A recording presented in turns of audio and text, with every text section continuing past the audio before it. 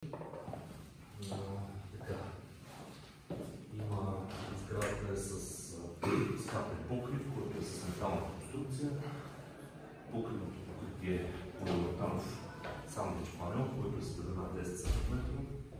Фундирането на сградата е решено с обща фундаментна площа, която е с дължина 70 см.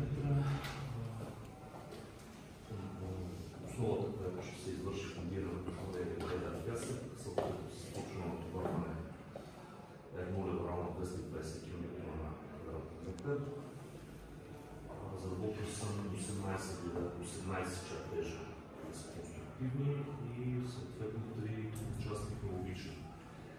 Съответно се дава фуражен планов фундамент, получен колорно на мелък фундамент, фуражни планове във всички случаи.